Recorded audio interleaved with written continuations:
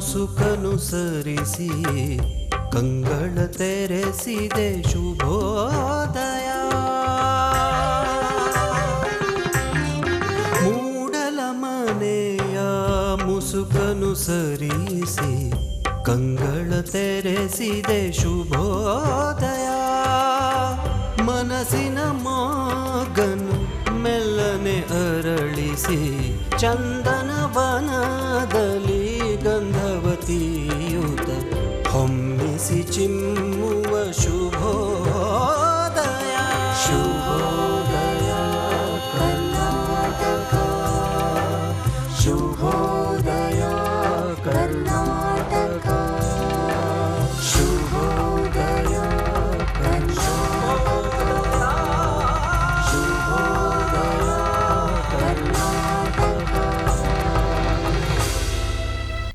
ನಮಸ್ಕಾರ. ಚಂದನ ವಾಹಿನಿಯ ಎಲ್ಲ ವೀಕ್ಷಕರಿಗೂ ಶುಭೋದಯ ಕರ್ನಾಟಕ ಆವೃತ್ತಿ 2 ಕಾರ್ಯಕ್ರಮಕ್ಕೆ ಪ್ರೀತಿಯ ಸ್ವಾಗತ ಸುಸ್ವಾಗತ. ವೀಕ್ಷಕರೇ, ಇವತ್ತು ನಾಡಿನಾದ್ಯಂತ ಮಾತ್ರವಲ್ಲ, ನಮ್ಮ ಸನಾತನ ಪದ್ಧತಿಯಂತೆ ಹಿಂದೂ ಧರ್ಮದಲ್ಲಿ ನಾವೆಲ್ಲರೂ ಯುಗಾದಿಯ ಹಬ್ಬದ ಸಂಭ್ರಮಾಚರಣೆಯಲ್ಲಿದ್ದೇವೆ. ಹಬ್ಬ ಅಂತಂದ್ರೆ ಒಂದು ರೀತಿ ಸಡಗರ ಸಂಭ್ರಮ ಮನೆ ಮಾತಾಗಿರುತ್ತೆ. ಅದರಲ್ಲೂ ವರ್ಷಾವಧಿಯ ಹಬ್ಬ, ಯುಗದ ಆದಿಯ ಹಬ್ಬ, ಒಂದು ಹೊಸ ಸಂವತ್ಸರಕ್ಕೆ ನಾವು ಹೋಗುವಂತಹ ಹಬ್ಬ ಯುಗಾದಿ ಹಬ್ಬ. ಹಾಗಾಗಿ ಚಂದನ ವಾಹಿನಿಯ ಎಲ್ಲ ವೀಕ್ಷಕರಿಗೂ ಸಮಸ್ತ ಕರ್ನಾಟಕದ ಜನತೆಗೆ ಯುಗಾದಿ ಹಬ್ಬದ ಹಾರ್ದಿಕ ಶುಭಾಶಯಗಳು. ಹಬ್ಬ ಅಂತಂದಾಗ ಸಾಮಾನ್ಯವಾಗಿ ನಮ್ಮ ಶುಭೋದಯ ಕರ್ನಾಟಕ ಆವೃತ್ತಿ 2 ಕಾರ್ಯಕ್ರಮದಲ್ಲಿ ಏನಾದರೂ ವಿಶೇಷತೆ ಖಂಡಿತ ಇದ್ದೇ ಇರುತ್ತೆ. ಹಾಗಾಗಿ ಹಬ್ಬದ ಸಲುವಾಗಿ ಒಂದಿಷ್ಟು ಹಾಡುಗಳು, ಒಂದಿಷ್ಟು ಮಾತುಕತೆಯ ಸವಿಯುವ ಊಟವನ್ನು ನಿಮಗೆ ಬಡಿಸುವಂತಹ ಸಲುವಾಗಿ ಇವತ್ತು ಶುಭೋದಯ ಕರ್ನಾಟಕ ಆವೃತ್ತಿ 2 ಕಾರ್ಯಕ್ರಮದಲ್ಲಿ ನಮ್ಮ ನಾಡಿನ, ನಮ್ಮ ನೆಲದ ಹೆಮ್ಮೆಯ ಹೆಸರಾಂತ ಗಾಯಕರು, ಇಬ್ಬರು ಗಾಯಕರು ನಮ್ಮ ಜೊತೆ ಇದ್ದಾರೆ. ಒಬ್ಬರು ಶ್ರೀಮತಿ ದೀಪಿಕಾ ಶ್ರೀಕಾಂತ್ ಅವರು ಈಗಾಗಲೇ ಮೂಲತಃ ಮಲೆನಾಡಿನಿಂದ ಬಂದು ನಾಡಿನಾದ್ಯಂತ ತಮ್ಮ ಹೆಸರನ್ನು ಸಂಗೀತ ಕ್ಷೇತ್ರದಲ್ಲಿ ಅಚ್ಚಾಗಿರಿಸಿದ್ದಾರೆ. ಮತ್ತೊಬ್ಬರು ಮೂಲತಃ ಆಂಧ್ರದವರಾದರೂ ಕೂಡ ಕರ್ನಾಟಕದಲ್ಲಿ ನೆಲೆಸಿ ತಮ್ಮ ಹೆಸರನ್ನು ನಾಡಿನಾದ್ಯಂತ ಮೆರೆಸ್ತಾ ಇದ್ದಾರೆ. ಅವರೇ ಶ್ರೀಯುತ ರಾಜೀವ್ ಅಗಳಿಯವರು. ಬನ್ನಿ, ಹಾಗಾದರೆ ಅವರಿಬ್ಬರಿಗೂ ಹೊಸ ವರ್ಷದ ಹಾರ್ದಿಕ ಶುಭಾಶಯದೊಂದಿಗೆ ಕಾರ್ಯಕ್ರಮಕ್ಕೆ ಪ್ರೀತಿಯಿಂದ ಬರಮಾಡ್ಕೊಳ್ಳೋಣ. ಇಬ್ಬರಿಗೂ ನಮಸ್ಕಾರ. ಕಾರ್ಯಕ್ರಮಕ್ಕೆ ಪ್ರೀತಿಯ ಸ್ವಾಗತ, ಜೊತೆಗೆ ಯುಗಾದಿ ಹಬ್ಬದ ಹಾರ್ದಿಕ ಶುಭಾಶಯಗಳು. ಹೊಸ ವರ್ಷ ನಮಗೊಂದು ರೀತಿ ಹರ್ಷ ತರ್ತಾ ಇರುತ್ತೆ. ಇವತ್ತು ಹಬ್ಬವನ್ನು ಮಾಡಿ ಮರುದಿನ, ಅಂದರೆ ನಾವು ವರ್ಷದೊಡಕು ಅಂತ ಹೇಳ್ತಾ ಇರ್ತೀವಿ ಸಾಮಾನ್ಯವಾಗಿ, ಇವತ್ತು ವಿಶೇಷವಾದಂತಹ ಅಡುಗೆಯ ಊಟವನ್ನು ಮಾಡಲಿಕ್ಕೆ ನಾವೆಲ್ಲ ಸಿದ್ಧರಾಗಿದ್ದೀವಿ. ಯಾವ ರೀತಿ ಅಂತಂದರೆ ಸಂಗೀತದ ರಸದೌತಣ. ನೀವಿಬ್ಬರು ಇದ್ರಿ ಅಂತಂದರೆ ಖಂಡಿತವಾಗಿಯೂ ಸಂಗೀತದ ಹಬ್ಬ ನಮ್ಮ ಜೊತೆ ಇರುತ್ತೆ ಅಂತ ಹೇಳಿ ನಮಗಂತೂ ಗೊತ್ತು. ಹೇಗೆ ಹಬ್ಬ ಮಾಡಿದ್ರಿ? ಮೊದಲನೇದಾಗಿ ನಾಡಿನ ಜನತೆಗೂ ಹಾಗೂ ಚಂದನ ವಾಹಿನಿಯ ಸಮಸ್ತ ವೀಕ್ಷಕರಿಗೂ ಯುಗಾದಿ ಹಬ್ಬದ ಹಾರ್ದಿಕ ಶುಭಾಶಯಗಳು. ಹಬ್ಬ ಅಂತೂ ಎಲ್ಲರೂ ಮಾಡೋ ಹಾಗೆ ತುಂಬ ಚೆನ್ನಾಗೇ ಆಯಿತು. ಓಕೆ.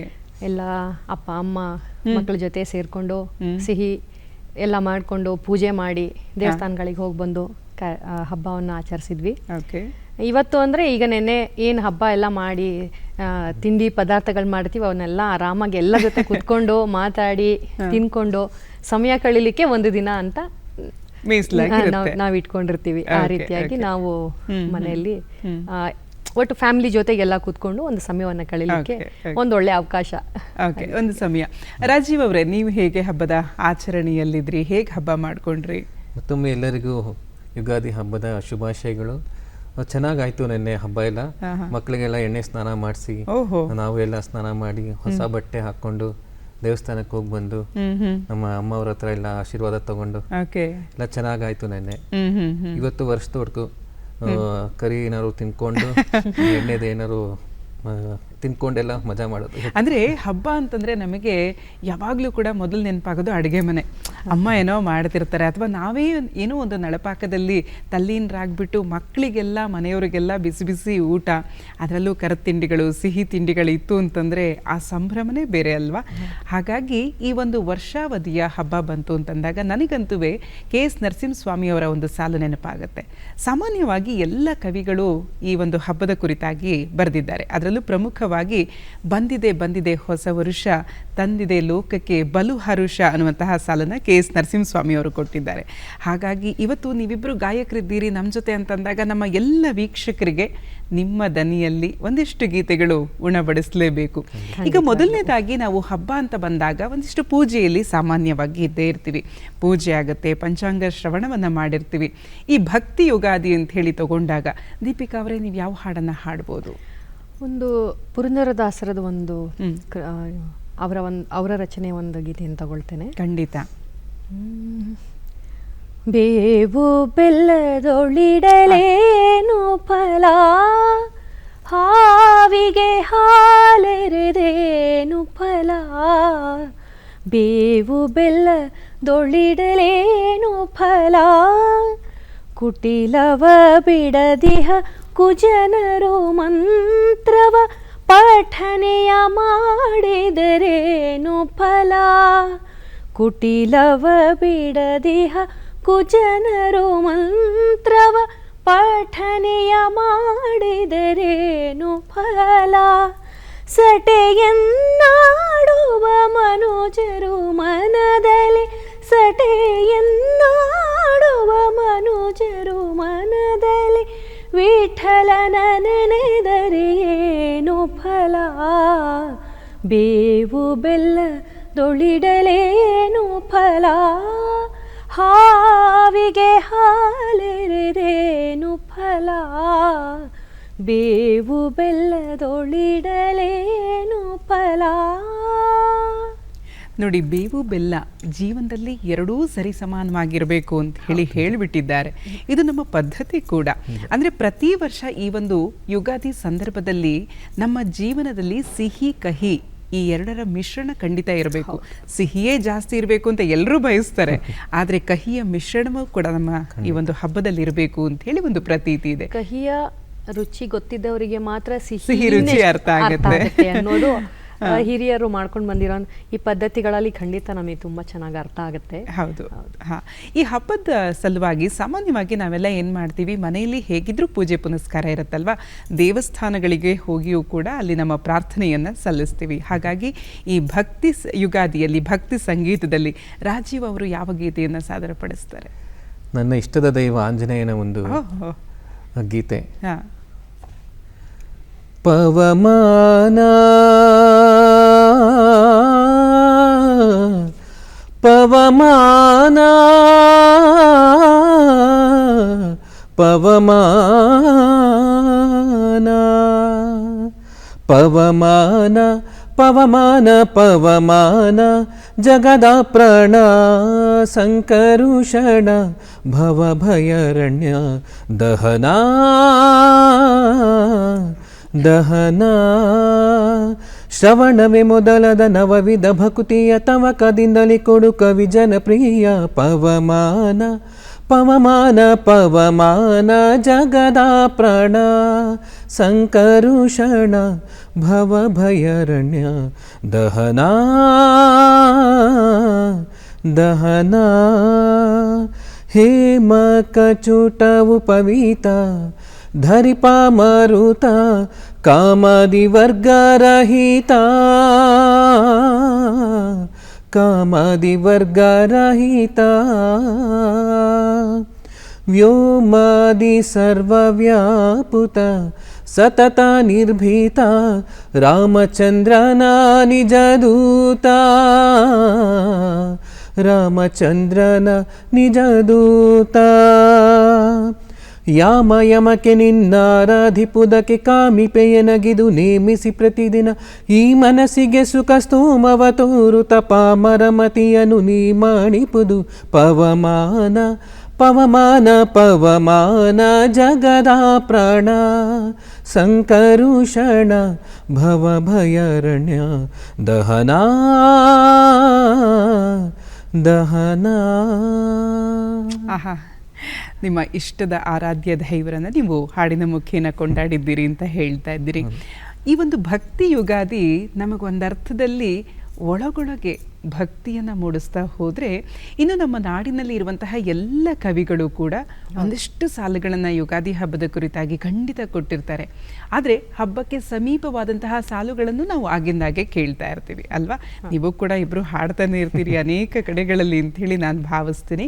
ಇವಾಗ ಭಾವಯುಗಾದಿ ಅಂಥೇಳಿ ತಗೊಳ್ಳೋಣ. ಭಾವಯುಗಾದಿ ಅಂತಂದಾಗ ಅಲ್ಲಿ ಒಂದಿಷ್ಟು ಕವಿಗಳ ಸಾಲುಗಳು ಬಂದರೆ ಚೆನ್ನಾಗಿರುತ್ತೆ ಅಂಥೇಳಿ.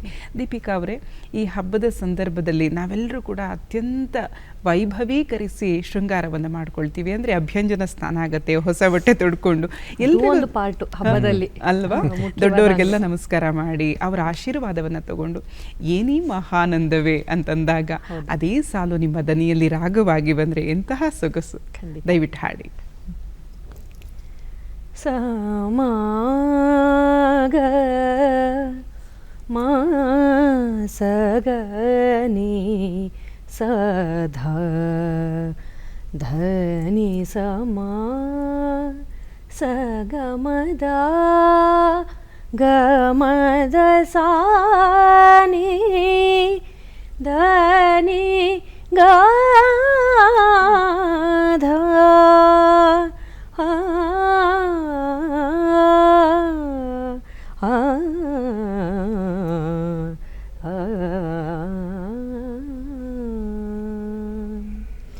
ಏನಿ ಮಹಾನಂದವೇ ಏನಿ ಮಹಾನಂದವೇ ಓ ಭಾಮಿನಿ ಏನಿ ಸಂಭ್ರಮದಂದವೇ ಬಲು ಚಂದವೇ ಏನಿ ಮಹಾನಂದವೇ ಏನಿ ವೃತ್ತ ಮೋದ ಏನಿ ಮೌರಜನಾದ ಏನಿ ವೃತ್ತ ಮೋದ ಏನಿ ಮೌರಜನಾದ ಏನಿ ಜೀವೋನ್ಮಾದ ಏನಿ ವಿನೋದ ಏನಿ ಮಹಾನಂದವೇ ಓ ಭಾಮಿನಿ ಏನಿ ಸಂಭ್ರಮದಂದವೇ ಬಲು ಚಂದವೇ ಏನಿ ಮಹಾನಂದವೇ ಢಕ್ಕೆಯ ಶಿರ ಕೆತ್ತಿ ತಾಳಗೋಳಿಂ ತಟ್ಟಿ ಢಕ್ಕೆಯ ಶಿರ ಕೆತ್ತಿ ತಾಳಗೋಳಿಂ ತಟ್ಟಿ ತಕ್ಕಿಟ್ಟ ಧಿಮಿ ಕೀಟ ಜನರೂರನ್ನಿಸಿ ಉಕ್ಕುತೆ ಚರಣವ ಕುಲುಕುತೆ ಕಾಯವ ಉಕ್ಕುತೆ ಚರಣವ ಕುಲುಕುತೆ ಕಾಯವ ಸೊಕ್ಕಿದ ಕುಣಿದವ ಕುಣಿವೆನಿ ಎಲೆ ಬಾಲೆ ಏನೇ ಮಹಾನಂದವೇ ಓ ಭಾಮಿನಿ ಏನೇ ಸಂಭ್ರಮದಂದವೇ ಬಲು ಚಂದವೇ ಏನಿ ಮಹಾನಂದವೇ ಆ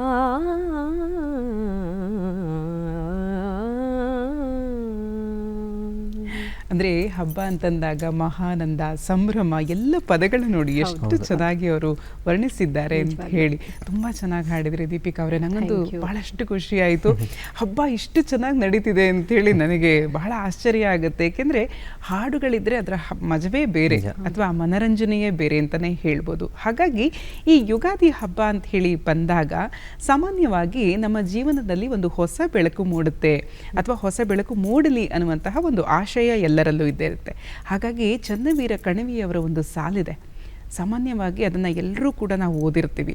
ಯುಗಾದಿ ಹಬ್ಬದ ಹೊಸ ಬೆಳಕು ಬಾಗಿಲಿಗೆ ತಾಕಿದಾಗ, ಅಂದರೆ ಆ ಸೂರ್ಯನ ಕಿರಣ ಬಾಗಿಲಿಗೆ ಬರುತ್ತಲ್ಲ, ಆ ಒಂದು ಬಾಗಿಲಿಗೆ ತಾಕಿದಾಗ ಬಾಗಿಲಿನ ಒಳಗಿರುವ ಮೌನಕ್ಕೂ ಒಂದು ಹೊಸ ದೀಪ ಮೂಡಿದಂತಾಗುತ್ತೆ ಅಂತ ಹೇಳ್ತಾರೆ.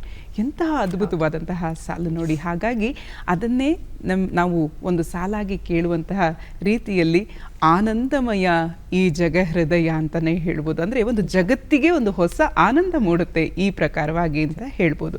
ರಾಜೀವ್ ಅವರೇ, ಆ ಒಂದು ಗೀತೆಯನ್ನು ಹಾಡ್ಬೋದಾ ಈ ಒಂದು ಹಬ್ಬದ ಸಲುವಾಗಿ? ಭಕ್ತಿ ಯುಗಾದಿ ಅದಾದ ಮೇಲೆ ಭಾವಯುಗಾದಿಯಲ್ಲಿ ಖಂಡಿತ ಹಾಡಿ. ಆನಂದಮಯ ಈ ಜಗಹೃದಯ ಏತಕ್ಕೆ ಭಯಮಾಣು ಸೂರ್ಯೋದಯ ಚಂದ್ರೋದಯ ದೇವರ ದಯೆ ಕಾಣು ಆನಂದಮಯ ಈ ಜಗ ಹೃದಯ. ಬಿಸಿಲಿದು ಬರೀ ಬಿಸಿಲಲ್ಲವೋ ಸೂರ್ಯನ ಕೃಪೆ ಕಾಣು. ಸೂರ್ಯನು ಬರೀ ರವಿಯಲ್ಲವೋ ಆ ಭ್ರಾಂತಿಯ ಮಾಡು. ಬಿಸಿಲಿದು ಬರೀ ಬಿಸಿಲಲ್ಲವೋ ಸೂರ್ಯನ ಕೃಪೆ ಕಾಣು. ಸೂರ್ಯನು ಬರೀ ರವಿಯಲ್ಲವೋ ಆ ಭ್ರಾಂತಿಯ ಮಾಡು. ಆನಂದಮಯ ಈ ಜಗ ಹೃದಯ ಏತಕ್ಕೆ ಭಯ ಮಾಡು. ಸೂರ್ಯೋದಯ ಚಂದ್ರೋದಯ ದೇವರ ದಯೆ ಕಾಣು ಆನಂದಮಯ ಈ ಜಗ ಹೃದಯ. ಈ ಜಗ ಹೃದಯ ಈ ಜಗ ಹೃದಯ. ಈ ಒಂದು ಗೀತೆಯಲ್ಲಿ ಭಕ್ತಿಯೂ ಇತ್ತು, ಭಾವವೂ ಇತ್ತು ಅಲ್ವಾ? ಹಾಗಾಗಿ ತುಂಬ ಚೆನ್ನಾಗಿ ಹಾಡಿದ್ರಿ ರಾಜೀವ್ ಅವರೇ. ಅದ್ರ ಬಗ್ಗೆ ಮಾತನಾಡಲಿಕ್ಕೆ ನಾವು ಬಹಳಷ್ಟು ಚಿಕ್ಕವರು, ಆದರೆ ಒಳ್ಳೆಯ ಶ್ರೋತೃವಾಗಿ ಒಳ್ಳೆಯ ವೀಕ್ಷಕರಾಗಿ ಅದನ್ನು ನಾವು ಸವಿಬಹುದೇ ಹೊರತು ಹಾಡಿನ ಬಗ್ಗೆ ಮಾತನಾಡಲಿಕ್ಕೆ ನೀವುಗಳೇ ಸಾಧ್ಯ ಅಂತ ಹೇಳ್ಬೋದು. ಈಗ ಸಾಮಾನ್ಯವಾಗಿ ನಾನು ಹೇಳಿದೆ ದೀಪಿಕಾ ಅವರು ಮೂಲತಃ ಮಲೆನಾಡಿನವರು, ಶಿವಮೊಗ್ಗದವರು ಅಂತ ಹೇಳಿ. ಸ್ವಲ್ಪ ನಿಮ್ಮ ಹಿನ್ನೆಲೆಯನ್ನು ತಿಳಿಸಬಹುದಾ? ಎಲ್ಲಿ ಓದಿದ್ದು ತಾವು? ಅಪ್ಪ ಅಮ್ಮ ಏನು ಮಾಡ್ತಾ ಇದ್ರು? ಶಿವಮೊಗ್ಗದಲ್ಲಿ ಇದ್ದವರು ತಾವು? ಶಿವಮೊಗ್ಗದಲ್ಲಿ ನಾನು ಓದು ವಿದ್ಯಾಭ್ಯಾಸ ಎಲ್ಲ ಶಿವಮೊಗ್ಗದಲ್ಲೇ ಆಗಿರೋವಂಥದ್ದು. ಸಹ್ಯಾದ್ರಿ ಸೈನ್ಸ್ ಕಾಲೇಜ್ನಲ್ಲಿ ನನ್ನ ಡಿಗ್ರಿಯನ್ನು ಕಂಪ್ಲೀಟ್ ಮಾಡಿಕೊಂಡು ನಂತರದಲ್ಲಿ BEd ಅನ್ನು ಮಾಡಿಕೊಂಡೆ. ಬೇಸಿಕ್ಲಿ ಮ್ಯಾಥಮೆಟಿಕ್ಸ್ ಟೀಚರು ಹೌದು, ಆದ್ರೆ ಸಂಗೀತದ ಒಲವು ತುಂಬಾ ಇದ್ದಿದ್ರಿಂದ ನೋಡಿ ಸರ್ ಲೆಕ್ಕಾಚಾರ ಹಾಕ್ತಿರ್ತಾರೆ ಅವರು. ಸಂಗೀತದ ಒಲವು ತುಂಬಾ ಇದ್ದಿದ್ರಿಂದ ಈ ಕಡೆಗೆ ಬರ್ಬೇಕಾಗಿ ಬಂತು. ಇದೇ ಪ್ರೊಫೆಷನ್ ಆಗಿ ತಗೊಳ್ಬೇಕು ಅನ್ನೋದು ನನ್ನ ಮನೆಯವರ ಆಸೆ ಕೂಡ. ಹಾಗಾಗಿ ತುಂಬಾ ಸಪೋರ್ಟ್ ಇದ್ದಿದ್ರಿಂದ ಇದನ್ನೇ ಸಂಗೀತಕ್ಕೆ ತಗೊಂಡಿದ್ದು. ಜೊತೆಗೆ ವಿದ್ಯಾಭ್ಯಾಸ ಜೊತೆಗೆ ನನ್ನ ಸಂಗೀತದ ಅಭ್ಯಾಸ ಕೂಡ ಶಿವಮೊಗ್ಗದಲ್ಲಿ. ತಾಯಿ ಏನ್ ಮಾಡ್ತಾರೆ ದೀಪಿಕಾ ಅವರೇ? ಅಮ್ಮ ಮನೆಯಲ್ಲಿರ್ತಾರೆ. ನಮ್ಮ ಮನೆಯಲ್ಲಿರ್ತಾರೆ ಅಂತ ಹೇಳೋದು ತಪ್ಪು. ನಮ್ಮ ಎಲ್ಲ ಇವತ್ತಿನ ಏನೇ ನಾವು ಇಷ್ಟರೊಳಗೂ ಬೆಳೆದಿದ್ರು ಅದಕ್ಕೆಲ್ಲ ಅವರೇ ಕಾರಣ. ಅಪ್ಪ ನಮ್ದೇ ಒಂದು ಚಿಕ್ಕ ಹೋಟೆಲ್ ಇತ್ತು, ಅಪ್ಪ ಅಲ್ಲಿ ಕೆಲಸ ಮಾಡ್ಕೊಂಡು ನಾನು ನನ್ನ ತಮ್ಮ ಇಬ್ರು ನಾವು ಮನೆಯಲ್ಲಿ ಮುದ್ದಿನ ಮಗಳು. ಹಾಗೆ. ಎಸ್. ರಾಜೀವ್ ಅವರೇ, ತಾವು ಮೂಲತಃ ಆಂಧ್ರದವರು ಅಂತ ಕೇಳ್ಪಟ್ಟೆ. ತಮ್ಮ ಬಗ್ಗೆ ಸ್ವಲ್ಪ ಪರಿಚಯ ಮಾಡಿಕೊಡಿ. ನಾನು ಮೂಲತಃ ಅನಂತಪುರ್ ಡಿಸ್ಟಿಕ್ನ ಅಗಳಿ ಅಂತ, ಕರ್ನಾಟಕ ಆಂಧ್ರ ಬಾರ್ಡರ್, ಅಲ್ಲಿ ನಾನು ಹುಟ್ಟಿದ್ದು. ಆದ್ರೆ ಅದಾದ್ಮೇಲಿಂದ ಇಲ್ಲೇ ಬಂದ್ಬಿಟ್ವಿ ನಾವೆಲ್ಲ. ಓದಿದ್ದೆಲ್ಲ ಇಲ್ಲೇ ಬೆಂಗಳೂರಲ್ಲೇ. ನಮ್ಮ ತಂದೆ ಕೆಲಸದಿಂದ ಇಲ್ಲಿ ಬಂದ್ರು, ಹಾಗೆ ನಾವೆಲ್ಲ ಇಲ್ಲೇ ಈ ಕಡೆ ಬಂದ್ಬಿಟ್ರಿ. ನಾನು ಓದಿದ್ದೆಲ್ಲ ಬೆಂಗಳೂರಲ್ಲೇ. ಮೊದಲು ರಾಮ ಮಂದಿರ ಅಂತ ಸ್ಕೂಲ್ ಇತ್ತು ಚಾಮರಾಜಪೇಟೆಯಲ್ಲಿ, ಅಲ್ಲಿ ಓದಿದ್ದು. ಅದಾದ್ಮೇಲಿಂದ ಬೆಂಗಳೂರು ಹೈಸ್ಕೂಲಲ್ಲಿ ಓದಿದ್ದು. ನೆಕ್ಸ್ಟ್ APS ಕಾಲೇಜಲ್ಲಿ ಓದಿದ್ದು. ಅವಾಗಿಂದಾನೇ ನಮ್ಮಮ್ಮ ಫೋರ್ಸ್ ಮಾಡಿ ಕರ್ಕೊಂಡು ಹೋಗೋರು ಸಂಗೀತಕ್ಕೆ. ನಂಗೆ ಬೇಡ ಅಂದ್ರು, ನಂಗೆ ಇಷ್ಟ ಇಲ್ಲ ಅಂದ್ರು ಕರ್ಕೊಂಡು ಹೋಗೋರು. ನಮ್ಮನೆ ನಮಗೆ ಇನ್ಸ್ಪಿರೇಷನ್. ಅವಾಗ ಅವರೇ ಕರ್ಕೊಂಡೋಗಿ ಎಲ್ಲ ಕ್ಲಾಸಿಗೆ ತಳ್ಳಿ ಅವಾಗ ನಾವು ಇಷ್ಟ ಮಟ್ಟಕ್ಕೆ ಬೆಳೆದ್ವಿ ನಾವು. ಆದ್ರೆ ನೋಡಿ, ಇಷ್ಟ ಇಲ್ಲದೆ ಹೋದ್ರೂ ಕೂಡ ಅಮ್ಮನ ಮಾತಿಗೆ ಮೀರದೆ ಕಷ್ಟಪಟ್ಟು ಇವತ್ತು ಈ ಸ್ಥಾನಕ್ಕೆ ಬಂದಿದ್ದೀರಿ. ಎಷ್ಟು ಒಂದು ಖುಷಿ ಆಗತ್ತೆ ಅಂತ ಹೇಳಿ. ಅಂದ್ರೆ ನಾವು ತಂದೆ ತಾಯಿಗೆ ಒಂದು ಗೌರವ ತಂದು ಕೊಡುವಂತಹ ಕೆಲಸವನ್ನು ಮಾಡ್ತಿದ್ದೀರಿ ಅಂತ ಹೇಳಿ ಇಬ್ಬರಲ್ಲೂ ಗೊತ್ತಾಗ್ತಾ ಹೋಗುತ್ತೆ. ತಮ್ಮ ಸಂಗೀತದ ಗುರುಗಳು ಯಾರು ಹಾಗಾದ್ರೆ? ನಾನು ನನ್ನ ಬೇಸಿಕ್ ಸಂಗೀತ ಏನಿದೆ ಅದನ್ನು ಶ್ರೀಮತಿ ವೀಣಾ ಕುಲಕರ್ಣಿ ಅವರು ಶಿವಮೊಗ್ಗದಲ್ಲಿ ಅವ್ರ ಹತ್ರನೇ ಅಭ್ಯಾಸ ಮಾಡಿದೆ. ಸ್ಟಾರ್ಟಿಂಗಲ್ಲಿ ನಾನು ಕಲ್ತಿರುವಂಥದ್ದು ಕರ್ನಾಟಕ ಸಂಗೀತ ಜೂನಿಯರ್, ಅವರಲ್ಲಿ ಅಭ್ಯಾಸ ಮಾಡಿದೆ. ನಂತರ ದಿನಗಳಲ್ಲಿ ನಿನ್ನ ಪಿಚ್ ರೇಂಜ್ ಚೆನ್ನಾಗಿದೆ, ವಾಯ್ಸು ಎಲಾಬ್ರೇಟ್ ಆಗುತ್ತೆ ಅಂತ ಹೇಳಿ ಅವರೇ ನನ್ನ ಹಿಂದೂಸ್ತಾನಿಗೆ ಗುರುಗಳಾದರೂ ಸಹ ಅವರಿಗೆ ನನ್ನ ಮೇಲಿರೋ ಪ್ರೀತಿ ಇನ್ನಷ್ಟು ಅವ್ರನ್ನ ಕರ್ಕೊಂಡೋಗಿ ನನ್ನನ್ನು ಅವರೇನೇ ಹಿಂದೂಸ್ತಾನಿ ಕ್ಲಾಸಿಕಲ್ಗೆ ಸೇರಿಸಿದ್ರು. ವೇಣುಗೋಪಾಲ್ ಸರ್ ಅವರಲ್ಲಿ ಹಿಂದೂಸ್ತಾನಿ ಹಾಗೂ ಸುಗಮ ಸಂಗೀತ ಎರಡನ್ನೂ ಅಭ್ಯಾಸ ಮಾಡಿ ನಂತರದಲ್ಲಿ ಸೀನಿಯರ್ಗೆ ಹುಮಾಯೂನ್ ಹರ್ಲಾಪುರ್ ಅವರು ಅವ್ರ ಹತ್ರ ಅಭ್ಯಾಸ ಮಾಡಿದೆ. ವಿದ್ವತ್ತಿಗೆ ನಾನು ಪಂಡಿತ್ ಇಂದೂಧರ್ ಪೂಜಾರ್ ಅವರಲ್ಲಿ ಅಭ್ಯಾಸ ಮಾಡಿಕೊಂಡು ನನ್ನ ಪ್ರಾಕ್ಟೀಸ್ನ ಮುಂದುವರ್ಸ್ಕೊಂಡು ಬಂದಿದ್ದೆ. ಓಕೆ ಸರ್, ನಿಮ್ಮ ಗುರುಗಳು, ಸಂಗೀತದ ಗುರುಗಳು ಯಾರು? ನಾನು ಮೊದಲಿಗೆ ಅಂಬುಜಾಕ್ಷಿ ಅಂತಿದ್ರು, ಅವ್ರ ಹತ್ರ ಬೇಸಿಕ್ ಹೋಗಿದ್ದೆ. ಅದಾದ್ಮೇಲೆ ನಮ್ಮ ಮಂಜುಳಾ ಗುರುರಾಜ್ ಅವರ ಸಾಧನಾ ಮ್ಯೂಸಿಕ್ಸ್ ಅಲ್ಲಿ ಹೋಗಿದ್ದೆ. ಅದಾದ್ಮೇಲೆ ಅಖಿಲ ಮಧುಸೂದನ್ ಅಂತ ಇದ್ದಾರೆ, ಅವ್ರ ಹತ್ರ ಕರ್ನಾಟಿಕ್ ಮ್ಯೂಸಿಕ್, ಮತ್ತೆ ಮಧುರ ರವಿಕುಮಾರ್ ಅವ್ರ ಹತ್ರ ಕರ್ನಾಟಿಕ್ ಮ್ಯೂಸಿಕ್ ಎಲ್ಲ ಕಲ್ತ್ಕೊಂಡೆ. ಹಾಗೆ ಸುಗಮ ಸಂಗೀತ ಬಂದ್ರೆ ಹರೀಶ್ ನರಸಿಂಹ ಅವರು, ದಿವಾಕರ್ ಕಶ್ಯಪ್ ಅವರು, ಗುರುರಾಜ್ ಅವ್ರ ಹತ್ರ ಸುಗಮ ಸಂಗೀತ ಎಲ್ಲ ಕಲಿತು ಅವಾಗಲೇ ನಮ್ಮ ಭಾವಗೀತೆಗಳು ಭಕ್ತಿಗೀತೆಗಳೆಲ್ಲ ಅವ್ರ ಹತ್ರ ಹೆಚ್ಚಾಗಿ ಕಲ್ತಿದ್ದು ನಾನು. ಅದಾದ್ಮೇಲೆ ಹಾಗೆ ಎಲ್ಲ ಕೇಳಿ ವೇದಿಕೆಗಳಲ್ಲೇ ನಾವು ಹೆಚ್ಚಾಗಿ ಕಲ್ತಿದ್ದು ಹಾಡುಗಳೆಲ್ಲ. ಈಗ ಇಬ್ರು ಹೇಳ್ತಾ ಇದ್ರಿ ವೇದಿಕೆಯಲ್ಲಿ ಕಾರ್ಯಕ್ರಮ ಕೊಟ್ಟಿದ್ದು ಅಂತ ಹೇಳಿ, ಎಲ್ರಿಗೂ ಒಂದು ಆಸೆ ಇರುತ್ತೆ ಹಾಡನ್ನು ಕಲ್ತ ಮೇಲೆ ನಾನು ಕೂಡ ವೇದಿಕೆಯಲ್ಲಿ ಹಾಡಬೇಕು ಅಂತ ಹೇಳಿ. ಚಿಕ್ಕ ವಯಸ್ಸಲ್ಲೇ ಹಾಡಕ್ಕೆ ಆರಂಭ ಮಾಡಿದ್ದು ನೀವಿಬ್ರು ಅಂತ ಹೇಳಿ ನಾನು ಕೇಳಿದ್ದೇನೆ.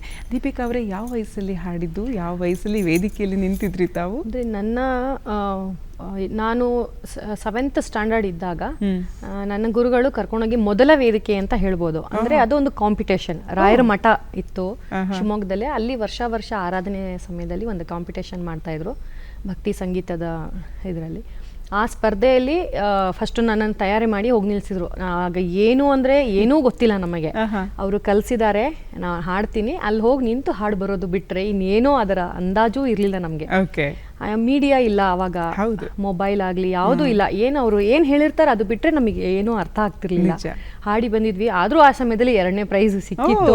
ಫಸ್ಟ್ ಟೈಮ್ಗೆ 2nd ಪ್ರೈಸ್ ಸಿಕ್ಕಿದೆ ಅಂದ್ರೆ ನನಗೆ ಆಶ್ಚರ್ಯ. ಅದೊಂದು ತುಂಬಾ ದೊಡ್ಡ ಸ್ಫೂರ್ತಿಯಾಗಿ ನನಗೆ ಕನ್ವರ್ಟ್ ಆಯ್ತು. ನೆಕ್ಸ್ಟ್ ಸಣ್ಣ ಪುಟ್ಟ ಸ್ಟೇಜ್ಗಳು ಅಲ್ಲಲ್ಲಿ ಹಾಡ್ತಾಳೆ ಅಂತೇಳಿ ಅವಕಾಶಗಳನ್ನ ಕೊಟ್ಟಿದ್ರು.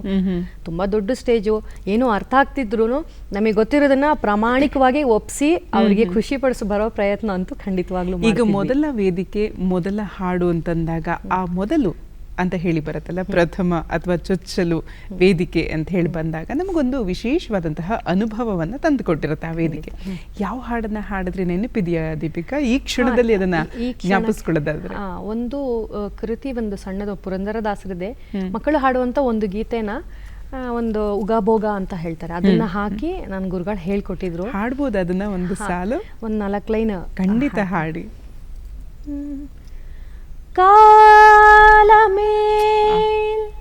ಮಲಗಿ ಗಿಂಡಿಯಲಿ ಹಾಲ ಕುಡಿದು ಬೆಳೆದೆ,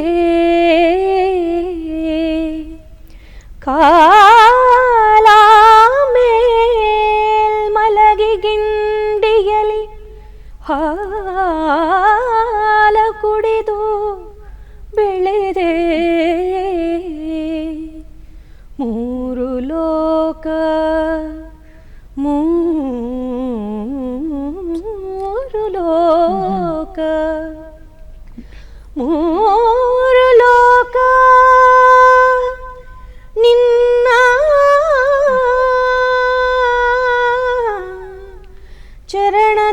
ಚರಣದಲ್ಲಿರಲು ಕೃಷ್ಣ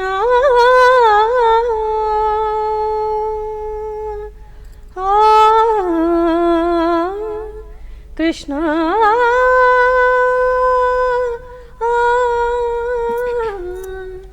ಕೃಷ್ಣ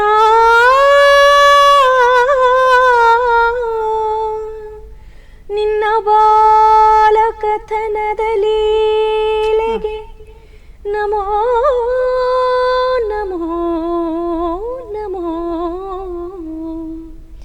ನಿನ್ನ ಬಾಲಕಥನದ ಲೀಲೆಗೆ ನಮೋ ನಮೋ ನಮೋ ನಮೋ.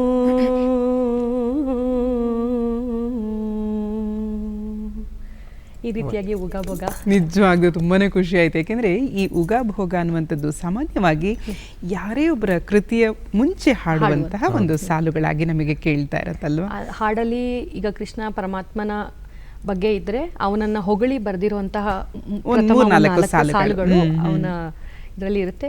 ತುಂಬಾ ಅದ್ಭುತವಾಗಿ ಹೇಳ್ಕೊಟ್ಟಿದ್ರು. ಅದು ಎಷ್ಟರ ಮಟ್ಟಿಗೆ ನನಗೆ ಅವ್ರು ಥರೋ ಮಾಡಿದ್ರು ಅನ್ನೋದಕ್ಕೆ ಇವತ್ತೇ ಸಾಕ್ಷಿ. ಅವ್ರು ಹೇಳು ಅಂದ ತಕ್ಷಣ ಅದಷ್ಟು ಹಾಗೆ ನೆನಪಿಗೆ ಬರ್ತಾ ಇದೆ ನನಗೆ. ಅಲ್ಲ, ಜೊತೆಗೆ ನಾವು ಮೊದಲ ಕಲಿತಂತಹ ವಿದ್ಯೆ ಇದೆಯಲ್ಲ, ಅದು ಯಾವತ್ತೂ ನಮಗೆ ಮರೆಯೋದೇ ಇಲ್ಲ ಅಂತ ಹೇಳ್ತಾರೆ. ನೀವು ಯಾವುದನ್ನೇ ಕಲೀರಿ, ಫಸ್ಟ್ ನಾವು ಓದೋದಕ್ಕೆ ಕಲಿಯುವಂಥದ್ದು, ಬರೆಯೋದಕ್ಕೆ ಕಲಿಯುವಂಥದ್ದು, ಒಂದು ಡ್ರೈವಿಂಗ್ ಕಲಿಯುವಂಥದ್ದು, ಒಂದು ಶ್ಲೋಕ ಕಲಿಯುವಂಥದ್ದು, ಸ್ತೋತ್ರ ಕಲಿಯುವಂಥದ್ದು, ಅದನ್ನು ನಾವು ಜೀವನ ಪರ್ಯಂತ ಮರೆಯೋದಕ್ಕೆ ಸಾಧ್ಯವೇ ಇಲ್ಲ. ಅದು ಒಂದು ರೀತಿ ನಮಗೆ ಎಲ್ಲರಿಗೆ ಗೊತ್ತಾಗ್ಬಿಡುತ್ತೆ ನಾವು ಇದನ್ನು ಕಲ್ತಿದ್ವಲ್ಲ ಅಂಥೇಳಿ ಮತ್ತೆ ಅದನ್ನು ನಾವು ಮೆಲುಕು ಹಾಕುವಂತಹ ಒಂದು ಪ್ರಯತ್ನ ಮಾಡ್ತಾ ಇರ್ತೀವಿ. ಬಹಳ ಖುಷಿ ಆಯಿತು ದೀಪಿಕಾ ಅವರೇ. ಇನ್ನಿದೀಗ ರಾಜೀವ್ ಸರ್, ನಿಮಗೆ ಮತ್ತೆ ಅದೇ ಪ್ರಶ್ನೆ ಫಾರ್ವರ್ಡ್ ಆಗುತ್ತೆ. ನಿಮ್ಮ ಮೊದಲ ವೇದಿಕೆ ನೀವು ನಿಂತು ಹಾಡಿದ್ದು ಯಾವ ವಯಸ್ಸಲ್ಲಿ, ಹೇಗಿತ್ತು ಆ ಒಂದು ಸಮಯ? ಒಂದು 4th ಸ್ಟ್ಯಾಂಡರ್ಡ್ ಇರ್ಬೋದೇನೋ. ಓಹೋ, ಓಕೆ. ಅವಾಗ ನಮ್ಮಮ್ಮ ಅದೇ ಹೇಳ್ತಾ ಇದ್ದೆ, ನಾನು ಸಾಧನ ಸಂಗೀತಕ್ಕೆ ಹೋಗ್ತಿದ್ದೆ. ಅವಾಗ ಕ್ಲಾಸಲ್ಲಿ ಕಾಂಪಿಟೇಷನ್, ಮಂಜುಳಾ ಗುರುರಾಜ್ ಅವರು, ಎಸ್ ಜಾನಕಿ ಅವರು ಬಂದಿದ್ರು ಅವಾಗ ಗೆಸ್ಟ್ ಆಗಿ. ಸರಿ, ಅವಾಗ ನಂಗೇನು ಗೊತ್ತಿಲ್ಲ, ಸುಮ್ಮನೆ ಹೋಗಿ ಹಾಡ್ಸಿದ್ರು ಅಲ್ಲಿ. ಅವಾಗ ಚಿನ್ನಾರಿ ಮುತ್ತ ಮೂವಿ ತುಂಬಾ ಫೇಮಸ್ ಆಗಿತ್ತು. ಆ ಫಿಲಮ್ ಹಾಡೆಲ್ಲ ನಮ್ಗೆ ಹೇಳ್ಕೊಟ್ಟಿದ್ರು, ಎಲ್ಲ ಕಡೆ ಹಾಡಿಸ್ತಿದ್ರು. ಆಗ ರೆಕ್ಕೆ ಇದ್ದರೆ ಸಾಕೆ, ಹಕ್ಕಿಗೆ ಬೇಕು ಬಾನು, ಬಯಲಲ್ಲಿ ತೇಲುತ್ತ ತಾನು, ಮ್ಯಾಲೆ ಹಾರೋಕೆ, ಆ ಹಾಡಾಡಿದ್ದೆ. ಪ್ರೈಸ್ ಏನೋ ಬಂದಿತ್ತು, ಅದೇ ಖುಷಿ ನಮ್ಗೆ. ಅವಾಗ ಎಸ್ ಜಾನಕಿ ಅವರೇ ಕೊಟ್ಟಿದ್ರು ನೋಡಿ. ಇವ್ರಿಗೆ ಮೊದಲೇ ವೇದಿಕೆನೇ ಎಂತ ದಿಗ್ಗಜರ ಸಮ್ಮುಖದಲ್ಲಿ ಬಂದಿದ್ರು, ಅವ್ರ ಕೈಯಲ್ಲಿ ಕೊಡ್ಸಿದ್ರು ಪ್ರೈಸ್. ಇನ್ನೊಂದು ನೆನಪಿದ್ಯಾ ನಿಮ್ಮಿಬ್ಬರಿಗೂ? ಇವಾಗ ಅವಾಗಿನ ಕಾಲದಲ್ಲಿ ಪ್ರೈಸ್ ಎಲ್ಲ ಕೊಡೋದು ಅಂದ್ರೆ ಒಂದು ಲೋಟ ಕೊಡ್ತಿದ್ರು, ಸ್ಪೂನ್ ಕೊಡ್ತಿದ್ರು, ತಟ್ಟೆ ಕೊಡ್ತಿದ್ರು, ಇಲ್ಲ ಪೆನ್ಸಿಲ್ ಕೊಡ್ತಿದ್ರು, ಪುಸ್ತಕಗಳನ್ನ ಕೊಡ್ತಿದ್ರು, ಲೇಖಕನ್ನುವಂತ ಒಂದು ಕಂಪ್ನಿ ಪುಸ್ತಕ. ಅಯ್ಯೋ, ಅದು ಎಷ್ಟು ಖುಷಿ ಆಗೋದು ನಮ್ಗೆ ಅಂತಂದ್ರೆ, ಮನೆಯಲ್ಲಿ ಒಂದು ಪುಸ್ತಕ ಕೊಡ್ಸಿ ಅಂತಂದ್ರೆ ಅಪ್ಪ ಅಮ್ಮ ಬೈತಿದ್ರಲ್ವಾ, ಅದೇ ನಮಗದು ಬಹುಮಾನವಾಗಿ ಬಂತು ಅಂತಂದ್ರೆ ಅದನ್ನ ಎಷ್ಟು ನಾವು ಪ್ರೀತಿಯಿಂದ ಇಟ್ಕೊಳ್ತಾ ಇದ್ವಿ. ನಿಮ್ಗೂ ಆತರ ಏನಾದ್ರು ಸಿಕ್ಕಿದ್ಯಾ? ನನಗೆ ಈ ಕಾಂಪಿಟೇಷನ್ ಅಲ್ಲಿ 2nd ಪ್ರೈಸ್ ಗೆದ್ದಾಗ ಒಂದು ದೊಡ್ಡ ತಟ್ಟೆ ಕೊಟ್ಟಿದ್ರು. ಅದನ್ನ ಯಾರಿಗೂ ಮುಟ್ಟಕ್ಕೂ ಬಿಟ್ಟಿಲ್ಲ, ಯೂಸ್ ಮಾಡಕ್ಕೂ ಬಿಟ್ಟಿಲ್ಲ. ಇಲ್ಲ ಪ್ರೈಸ್ ಅದು ಅಂತ ಹೇಳಿ ತೋರ್ಸ್ಲಿಕ್ಕೆ ಬಂದವರಿಗೆ. ಈಗ ಈ ಊಟ ಮಾಡಿ ಹಳೇದಾಗ್ಬಿಡುತ್ತೆ, ಇಟ್ಕೊಂಡು ಅದರಲ್ಲಿ ಹೆಸರು ಬರ್ಸಿ ಅಂತ ಒಂದು ಎಲ್ಲ ಅಣ್ಸಿ ಬಹುಮಾನ ಬಂದಿದ್ದು ಅಂತ ಹೇಳಿ ಎತ್ತಿಟ್ಟು, ಈಗ್ಲೂ ನನ್ನ ತಾಯಿ ಇಟ್ಕೊಂಡಿದ್ದಾರೆ ಅದನ್ನ ಹಾಗೆ ನೆನಪಿಗೋಸ್ಕರ, ಮೊದಲನೇ ಬಹುಮಾನ ಅಂತ ಹೇಳಿ. ರಾಜು ಸರ್, ನಿಮಗೆ ನೆನಪಿದೆ? ಅವಾಗ ಒಂದು ಚಿಕ್ಕದೊಂದು ಟ್ರೋಫಿ, ಮತ್ತೆ ಬೇರೆ ಕಡೆ ಎಲ್ಲ ಹೋಗ್ತಿದೆ ಸ್ಕೂಲಲ್ಲಿ, ಅವಾಗ ಲೋಟಗಳು, ಸ್ಪೂನ್ಗಳೆಲ್ಲ ಕೊಟ್ಟಿದ್ರು. ಖುಷಿ ಆಗೋದು. ಆದ್ರೆ ಮತ್ತೆ ನಾವು ಅದನ್ನೇ ಬಳಸ್ಬೇಕು ಅಂತ ಹೇಳಿ ಬಳಸಿದಾಗ ಅಯ್ಯೋ ಅದೆಲ್ಲೋ ಸೌದ್ ಹೋಗ್ಬಿಡುತ್ತಪ್ಪ, ಬೇಡ ಹಾಗೆ ಕಾಪಿಟ್ಕೊಳ್ಳೋಣ ಅದನ್ನ ಅಂತಾನು ಅನ್ನಿಸ್ತಾ ಇರೋದು ನಮಗೆ.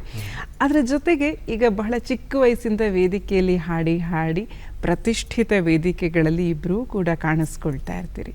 ಇವತ್ತಿನ ದಿನಮಾನಗಳನ್ನು ನೆನೆಸ್ಕೊಂಡಾಗ ಇಂತಹ ಒಂದು ದೊಡ್ಡ ವೇದಿಕೆ, ಇಂತಹ ಒಂದು ಸಂಭ್ರಮ ಇವತ್ತು ಹೇಗನ್ಸುತ್ತೆ ರಾಜೀವ್ ಸರ್? ಖುಷಿ ಆಗುತ್ತೆ. ಆ ಚಿಕ್ಕ ವಯಸ್ಸಿಂದ ಹಾಡ್ಕೊಂಡ್ ಬಂದಿದ್ದು ಈಗ ದೊಡ್ಡ ದೊಡ್ಡ ವೇದಿಕೆಗಳಾಗಿರ್ಲಿ, ಹಾಡ್ತಾ ಇರ್ಬೇಕಾದ್ರೆ ಎಲ್ಲೋ ಒಂಥರ ಹಳೇದೆಲ್ಲ ನೆನಪಾಗತ್ತೆ. ಏನೋ ದೇವ್ರದ್ದು ದಯೆಯಿಂದ ಇಷ್ಟು ಮಾತ್ರ ಬೆಳೆದಿದ್ದೀವಿ, ಖುಷಿ ಆಗತ್ತೆ. ನೀವು ಇದೇ ತರ ಮುಂದುವರ್ಸ್ಕೊಂಡು ಹೋಗೋಣ ಅಂತ ಅನ್ಸುತ್ತೆ. ನೀವು ದೀಪಿಕಾ ಅವರೇ? ನಾವು ಆಗ ಸಣ್ಣವರಿದ್ದಾಗ ಸ್ಟೇಜ್ ಹತ್ತಿ ಹಾಡೋದಕ್ಕೆ ಮೈಕ್ ಅಂದ್ರೆ ಏನು ಅಂತ ಗೊತ್ತಿಲ್ಲ, ಸೌಂಡ್ ಅಂದ್ರೆ ಏನಂತ ಗೊತ್ತಿಲ್ಲ, ಬ್ಯಾಕ್ ಗ್ರೌಂಡ್ ಮ್ಯೂಸಿಕ್ ಜೊತೆಗೆ ಹೇಗೆ ಹಾಡ್ಬೇಕು ಗೊತ್ತಿಲ್ಲ, ಏನೂ ಅಂದಾಜೇ ಇಲ್ಲ.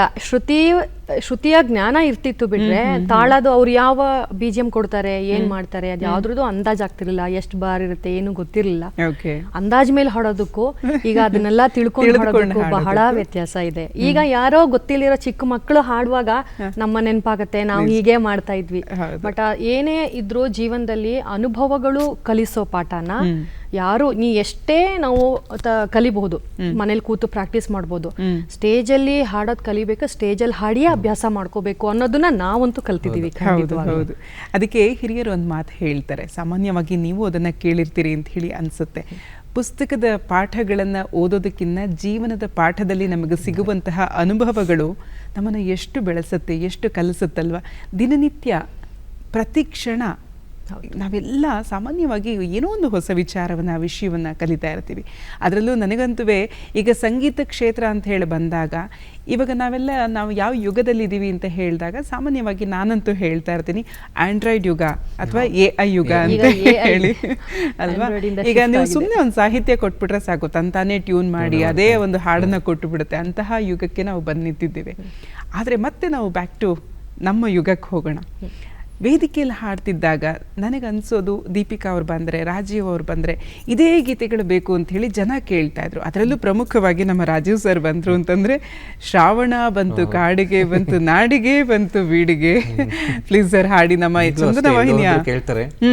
ಅದು ನನಗೂ ಕೂಡ ಫೇವರೇಟ್ ಸಾಂಗ್. ಓಕೆ, ನನಗೂ ಕೂಡ ಸಿಕ್ಕಾಪಟ್ಟೆ ಇಷ್ಟ ಆ ಒಂದು ಗೀತೆ. ಯಾಕೆಂದರೆ ಅಶ್ವಥ್ ಅವರ ಧ್ವನಿಯಲ್ಲಿ ನಾವು ಇವತ್ತಿಗೂ ಆ ಸಿಡಿಯನ್ನು ಹಾಕೊಂಡು ಕೇಳ್ತಾ ಇರ್ತೀವಿ, ಕಾರ್ನಲ್ಲಿ ಹೋಗ್ಬೇಕಾದ್ರೆ, ಬಸ್ಸಲ್ಲಿ ಹೋಗ್ಬೇಕಾದ್ರೆ. ಆ ಗೀತೆ ಇದ್ರೆ ಏನೋ ಒಂದು ರೀತಿ ರೋಮಾಂಚನ. ಅದು ದಯವಿಟ್ಟು ಹಾಡಿ ಸಂಗೀತ. ಓ ಮಾಯಿರೇ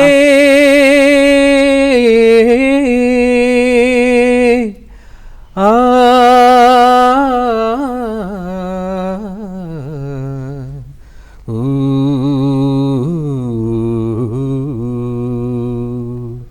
ಶ್ರಾವಣ ಶ್ರಾವಣ ಶ್ರಾವಣ ಬಂತು ಕಾಡಿಗೆ, ಬಂತು ನಾಡಿಗೆ, ಬಂತು ಬೀಡಿಗೆ. ಹೋ ಬಂತು ಶ್ರಾವಣ, ಬಂತು ಶ್ರಾವಣ. ಶ್ರಾವಣ ಬಂತು ಕಾಡಿಗೆ, ಬಂತು ನಾಡಿಗೆ, ಬಂತು ಬೀಡಿಗೆ. ಹೋ ಬಂತು ಶ್ರಾವಣ, ಬಂತು ಶ್ರಾವಣ. ಕಡಲಿಗೆ ಬಂತು ಶ್ರಾವಣ, ಕುಣಿದಾಂಗ ರಾವಣ. ಕಡಲಿಗೆ ಬಂತು ಶ್ರಾವಣ, ಕುಣಿದಾಂಗ ರಾವಣ. ಕುಣಿದಾವ ಗಾಳಿ ಭೈರವನ ರೂಪತಾಳಿ. ಕುಣಿದಾವ ಗಾಳಿ ಭೈರವನ ರೂಪತಾಳಿ. ಶ್ರಾವಣ ಬಂತು ಕಾಡಿಗೆ, ಬಂತು ನಾಡಿಗೆ, ಬಂತು ಬೀಡಿಗೆ. ಓ ಬಂತು ಶ್ರಾವಣ, ಬಂತು ಶ್ರಾವಣ. ಶ್ರಾವಣ ಬಂತು ಘಟ್ಟಕ್ಕ, ರಾಜ ಪಟ್ಟಕ್ಕ, ಬಾನ ಮಟ್ಟಕ್ಕ. ಶ್ರಾವಣ ಬಂತು ಘಟ್ಟಕ್ಕ, ರಾಜ ಪಟ್ಟಕ್ಕ, ಬಾನ ಮಟ್ಟಕ್ಕ. ಏರ್ಯಾವ ಮುಗಿಲು ರವಿ ಕಾಣೆ ಹಾಡೆ ಹಗಲು. ಏರ್ಯಾವ ಮುಗಿಲು ರವಿ ಕಾಣೆ ಹಾಡೆ ಹಗಲು. ಶ್ರಾವಣ ಬಂತು ಕಾಡಿಗೆ, ಬಂತು ನಾಡಿಗೆ, ಬಂತು ಬೀಡಿಗೆ. ಹೋ ಬಂತು ಶ್ರಾವಣ, ಬಂತು ಶ್ರಾವಣ. ಹೋ ಬಂತು ಶ್ರಾವಣ, ಬಂತು ಶ್ರಾವಣ. ಯಪ್ಪ, ರೋಮಾಂಚನ ಇದು. ತುಂಬಾ ಖುಷಿಯಾಗುತ್ತೆ ಇಂತಹ ಗೀತೆಗಳನ್ನು ಆಲಿಸ್ತಾ ಇದ್ರೆ. ಇನ್ನು ದೀಪಿಕಾ ಅವರು ವೇದಿಕೆಗೆ ಬಂದರು ಅಂತಂದರೆ ಗಗನವು ಎಲ್ಲೋ ಗೀತೆ ಬರಲೇಬೇಕಲ್ವಾ? ತುಂಬ ನನಗೂ ತುಂಬ ಫೇವ್ರೆಟ್ ಸಾಂಗು ಎಸ್ ಜಾನಕಿ ಅಮ್ಮ ಅವ್ರದ್ದು. ಹಾಗೂ ಅದು ಕೇಳುವವ್ರಿಗೂ ಹಾಗೇನೆ ಇಂಪ್ರೆಸ್ ಆಗುತ್ತೆ. ಯಾವ ಮೂಡಿದ್ರೂ ಆ ಹಾಡು ಕರ್ಕೊಂಬಂದು ಕೂರಿಸುತ್ತೆ ಅನ್ನೋದು. ಆಮೇಲೆ ಇನ್ನೊಂದು, ಇಂತಹ ಗೀತೆಗಳನ್ನ ಆಯ್ಕೆ ಮಾಡ್ಕೊಳ್ಳೋದಿದೆಯಲ್ಲ, ಅದು ತುಂಬಾ ಕಷ್ಟ ಅಲ್ಲ, ಕ್ಲಿಷ್ಟ ಕೂಡ ಅಲ್ವಾ? ಹಾಡಿ ದೀಪಿಕಾ. ಗಗನವು ಎಲ್ಲೋ ಭೂಮಿಯು ಎಲ್ಲೋ ಒಂದು ಅರಿಯೇನ, ಎನಗೆ ನೀಡಿದ ವಚನವ ಕೇಳಿ ತೇಲಿ ತೇಲಿ ಹೋದೆನಾ. ಗಗನವು ಎಲ್ಲೋ ಭೂಮಿಯು ಎಲ್ಲೋ ಒಂದು ಅರಿಯೇನ. ನೂತನ ಜಗದ ಬಾಗಿಲು ತೆರೆಯಿತು, ಮನವನು ಕವಿದ ತೆರೆಯೋ ಸರಿಯಿತು. ನೂತನ ಜಗದ ಬಾಗಿಲು ತೆರೆಯಿತು, ಮನವನು ಕವಿದ ತೆರೆಯೋ ಸರಿಯಿತು. ಕಂಗಳು ಒಲವಿನ ಕಥೆಯ ಬರೆಯಿತು, ಕಾಲ್ಗಳು ಹರುಷದಿ ಕುಣಿ ಕುಣಿದಾಡಿತು. ಆ ಆ ಆ ಆ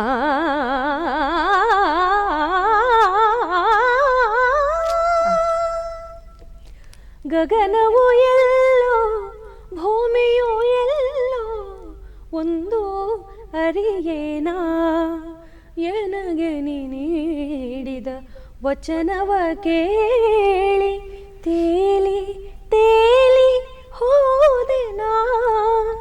ಗಗನವು ಎಲ್ಲೋ ಭೂಮಿಯು ಎಲ್ಲೋ ಒಂದು ಅರಿಯೇನ. ಅಂದ್ರೆ ನಿಮ್ಮ ಗೀತೆಯಿಂದ ಇವತ್ತು ಯುಗಾದಿ ಹಬ್ಬ ಬೇರೆ, ನೂತನ ಜಗದ ಬಾಗಿಲು ತೆರೆದಾಗಿದೆ ಅಂತ ಹೇಳಿದ್ರಿ. ಇನ್ನು ನೀವು ವಿಠಲನ ನಾಮಸ್ಮರಣೆಯನ್ನ ಮಾಡಿದ್ರೆ ಹೇಗಿರುತ್ತೆ? ಎಲ್ಲಿ ಮರೆಯಾದೆ ವಿಠಲ, ಏಕೆ ದೂರಾದೆ ಅಂತ ಹೇಳ್ಬಿಟ್ಟು ರಾಜೀವ್ ಸರ್ ಈ ಒಂದು ಗೀತೆ ನಾನು ಎಲ್ಲಿ ಹೋದ್ರು ಹಾಡ್ತಾ ಇರ್ತೀನಿ. ಎಲ್ಲ ಜನ ಕೇಳಿ ಕೇಳಿ ಹಾಡಿಸ್ತಾರೆ. ಪಿ.ಬಿ. ಶ್ರೀನಿವಾಸ್ ಅವ್ರ ಮುಂದೆನೆ ಹಾಡಿದ್ದೆ ಈ ಹಾಡು. ಅದು ನನಗೆ ಮರೆಯಕ್ಕಾಗಲ್ಲ.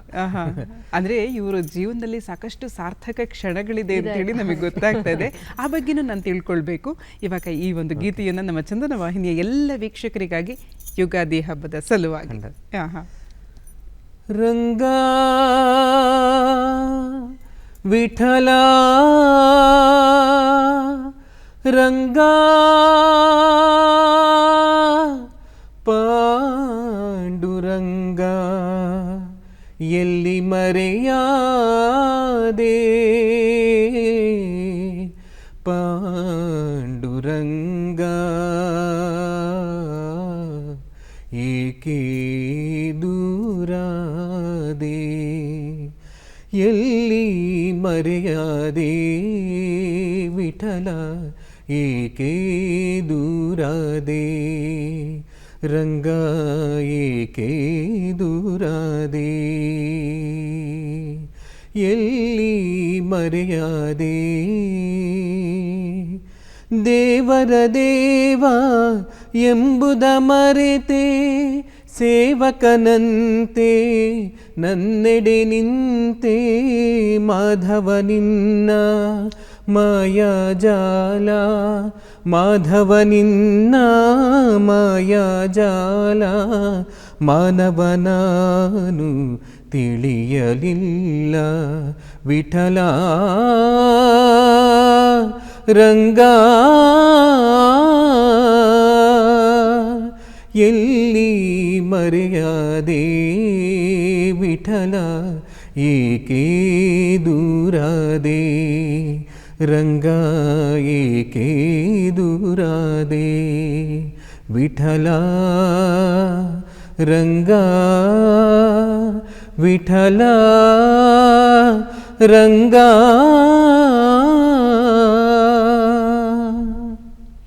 ಅಂದರೆ ಮನುಷ್ಯನಾದವನು ನಾವು ದೇವರ ನಾಮಸ್ಮರಣೆಯಲ್ಲಿ ಪ್ರತಿನಿತ್ಯವೂ ಇರಬೇಕು, ಎಲ್ಲೂ ಕೂಡ ದೇವರು ಮರೆಯಾಗೋದಕ್ಕೆ ಸಾಧ್ಯನೇ ಇಲ್ಲ ಅನ್ನುವಂತಹ ಒಂದು ಸಾಲನ್ನು ಈ ಮುಖೇನ ನಾವು ತಿಳಿದುಕೊಳ್ಳಬಹುದೇನೋ ಅಂತ ಹೇಳಿ ಅನಿಸುತ್ತೆ.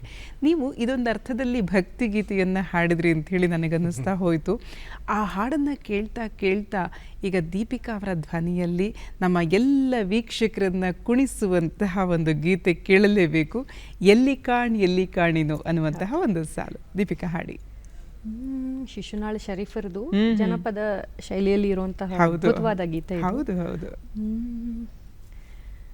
ಎಲ್ಲಿ ಕಾಣೇನೋ ಶಿವನೊಲ್ಲಭೆಯೆನಿಸಿದೆ ಕಲ್ಲಿನೊಳಗೆ ಪುಟ್ಟಿ ಕಲ್ಲಿನೊಳಗೆ ಪುಟ್ಟಿ ಕಲ್ಲಿನೊಳಗೆ ಪುಟ್ಟಿ ಉಗರ ಕೊಳ್ಳಕ್ಕ ಇಳಿದೆ ಎಲ್ಲಿ ಕಾಣೆ ಎಲ್ಲಿ ಕಾಣೆ ಎಲ್ಲಿ ಕಾಣೆನೆ ಎಲ್ಲಮ್ಮ ನಿನ್ನಂಥಕ್ಕಿನೆಲ್ಲಿ ಕಾಣೆ ಎಲ್ಲಿ ಕಾಣೆ ಎಲ್ಲಿ ಕಾಣೆನೆ ಎಲ್ಲಿ ಕಾಣೆನೆ ಎಲ್ಲಮ್ಮ ನಂಥಕಿನೆಲ್ಲಿ ಎಲ್ಲಿ ಕಾಣೆನೆ ಎಲ್ಲಿ ಕಾಣೆನೆ ಎಲ್ಲಮ್ಮ ನಂಥಕಿನೆಲ್ಲಿ ಎಲ್ಲಿ ಕಾಣೆನೆ ಎಲ್ಲಿ ಕಾಣೇನು ಶಿವನೊಲ್ಲಭೆಯೆನಿಸಿದೆ ಎಲ್ಲಿ ಕಾಣೇನು ಶಿವನೊಲ್ಲಭೆಯೆನಿಸಿದೆ ಕಲ್ಲಿನೊಳಗೆ ಪುಟ್ಟಿ ಉಗರ ಕೊಳ್ಳಕ್ಕಿಳಿದಿ ಎಲ್ಲಿ ಕಾಣೆನೆ ಎಲ್ಲಮ್ಮ ನಂಥಕಿನೆಲ್ಲಿ ಎಲ್ಲಿ ಕಾಣೆನೆ ಎಲ್ಲಿ ಕಾಣೆನೆ ಎಲ್ಲಮ್ಮ ನಂಥಕಿನೆಲ್ಲಿ ಎಲ್ಲಿ ಕಾಣೆನೆ ಭಾಳ ಮಂದಿಗೆ ಬೆತ್ತಲ ಮಾಡಿದಿ ನೀ ಎಂಥ ಕೆವ್ವ ಬೇವ ನುಡಿಸಿ ಮೋಜ ನೋಡಿದಿ ಭಾಳ ಮಂದಿಗೆ ಬೆತ್ತಲ ಮಾಡಿದಿ ನೀ ಎಂಥ ಕೆವ್ವ ಬೇವ ನುಡಿಸಿ ಮೋಜ ನೋಡಿದಿ ತಾಳ ಜಾಗಟೆ ಗೆಜ್ಜೆ ತೊಡಿಸಿ ಕಾಲಳು ಕಂಚಿನ ಪೇಡಿ ಹಾಕಿಸಿ ತಾಳ ಜಾಗಟೆ ಗೆಜ್ಜೆ ತೊಡಿಸಿ ಕಾಲಳು ಕಂಚಿನ ಪೇಡಿ ಹಾಕಿಸಿ ಕೋಣಿಸಿ ಆಡಿದೆವ್ವ ನೀನು ಎಲ್ಲಿ ಕಾಣೆನೆ ಎಲ್ಲಮ್ಮ ನಂಥಕಿನೆಲ್ಲಿ ಎಲ್ಲಿ ಕಾಣೆನೆ ಎಲ್ಲಿ ಕಾಣೆನೆ ಎಲ್ಲಮ್ಮ ನಂಥಕಿನೆಲ್ಲಿ ಎಲ್ಲಿ ಕಾಣೆನೆ. ಅಂದ್ರೆ ನೀವು ಹಾಡ್ತಾ ಇದ್ರೆ ಎಲ್ಲೋ ಒಂದ್ ಕಡೆ ಬ್ಯಾಕ್ ಗ್ರೌಂಡ್ ಮ್ಯೂಸಿಕ್ ನಮಗೆ ಕೇಳಿಸ್ತಾ ಇದೆ ಅಲ್ವಾ, ಆ ಡ್ರಮ್ಸ್ ಶಬ್ದ ಎಲ್ಲ ಕೂಡ ಹಾರ್ಮೋನಿಯಂ ಇಟ್ಕೊಂಡು ಚೌಡಿಕಿ ಅಂತ ಯೂಸ್ ಮಾಡ್ತಾರೆ ಪರ್ಟಿಕ್ಯುಲರ್ ಆಗಿ. ಅಂದ್ರೆ ಆ ಹಾಡಿನ ಜೋಶ್ ಆಗಿದೆ ಅಂತ ಹೇಳಿ ಅನಿಸ್ತಾ ಹೋಗುತ್ತೆ. ಅಂದ್ರೆ ನಿಮ್ಮಿಬ್ಬರಿಗೆ ಹಾಡುಗಳನ್ನ ನಾನು ಕೇಳ್ತಿದ್ದಾಗ ಈ ಸಂಗೀತ ಕ್ಷೇತ್ರ ಅನ್ನುವಂಥದ್ದು ಅಥವಾ ಸಂಗೀತಗಾರರು ಅಂದಾಗ ಅನೇಕ ರೀತಿಯ ಸವಾಲುಗಳು ಖಂಡಿತ ಇದ್ದೇ ಇರುತ್ತೆ. ನೀವು ಕೂಡ ಅದನ್ನ ಫೇಸ್ ಮಾಡ್ತಿರ್ತೀರಿ ಅಂತ ಹೇಳಿ ನಾನಂತೂ ಅಂದ್ಕೊಂಡಿರ್ತೀನಿ. ಸಾಮಾನ್ಯವಾಗಿ ನಾವು ನೋಡ್ತಾ ಇರ್ತೀವಲ್ವಾ, ಸಂಗೀತಗಾರರು ಅಂತಂದಾಗ ಒಂದೇ ಪ್ರಕಾರದಲ್ಲಿ ಹಾಡಲಿಕ್ಕೆ ಸಾಧ್ಯ ಇಲ್ಲ, ಬೇರೆ ಬೇರೆ ಜಾನರಲ್ಲಿ ಹಾಡಬೇಕಾಗತ್ತೆ, ಕಲಿಬೇಕಾಗತ್ತೆ. ಕಲಿತಷ್ಟು ವಿದ್ಯೆ ಸಾಗರದಷ್ಟಿದೆ ಅಂತ ಹೇಳಿ ಈಗಾಗಲೇ ಆ ಮಾತು ಗೊತ್ತಿರುವಂಥದ್ದು. ಹಾಗಾಗಿ ಸಂಗೀತ ಕ್ಷೇತ್ರದ ಸವಾಲುಗಳು ಅಂತಂದಾಗ ನೀವೇನು ಹೇಳ್ತೀರಿ ದೀಪಿಕಾ ಅವರೇ? ಸಂಗೀತ ಕ್ಷೇತ್ರದಲ್ಲಿ ನೀವು ಹೇಳಿದಾಗೆ ಸವಾಲುಗಳಂತೂ ಖಂಡಿತ ಇರುತ್ತೆ. ಯಾಕಂದರೆ ಪ್ರತಿ ಸ್ಟೇಜು ಕಲಾವಿದರಿಗೆ ಹೊಸತೆ. ಪ್ರತಿ ಬಾರಿ ನಾವು ಹೋಗಿ ನಿಂತಾಗ ಹೊಸ ಕಲಾವಿದರಾಗೆ ನಿಂತಿರ್ತೀವಿ. ಯಾಕಂದರೆ ಪ್ರತಿ ಸಲನೂ ನಮಗೆ ಸಿಗೋ ಆಡಿಯನ್ಸು ಬೇರೆ ರಿಪೀಟ್ ಆಗೋದೇ ಇಲ್ಲ.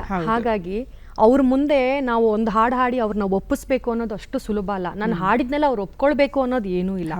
ಆದರೆ ನಾನು ಎಲ್ಲ ಪ್ರಯತ್ನಗಳನ್ನು ಮಾಡಿ ನನ್ನ ಎಫರ್ಟ್ ಎಲ್ಲ ಹಾಕಿ ಅವ್ರನ್ನ ಒಪ್ಸೋದೇ ದೊಡ್ಡ ಚಾಲೆಂಜ್ ನಮಗೆ. ಖಂಡಿತವಾಗ್ಲೂ ಅವರು ಯಾವ ರೀತಿಯ ಹಾಡುಗಳನ್ನ ಅಪೇಕ್ಷೆ ಮಾಡ್ತಾ ಇದ್ದಾರೆ. ನೀವು ತುಂಬಾ ಫಾಸ್ಟ್ ರಿದಮ್ ಸಾಂಗ್ ಅವರಿಗೆ ಎಂಟರ್ಟೈನಿಂಗ್ ಆಗಿರಲ್ಲ, ಖುಷಿ ಪಡ್ತಾ ಇರಲ್ಲ. ಆವಾಗ ನಾವು ಅವ್ರು ಏನು ಎಕ್ಸ್ಪೆಕ್ಟ್ ಮಾಡ್ತಿದ್ದಾರೆ ನಾವಾಗೆ ಅರ್ಥ ಮಾಡ್ಕೊಂಡು ಮೆಲೋಡಿ ಕೊಡ್ತಾ ಹೋದಷ್ಟು ನಮಗೆ ಚೆನ್ನಾಗಿ ರೆಸ್ಪಾನ್ಸ್ ಮಾಡ್ತಾರೆ.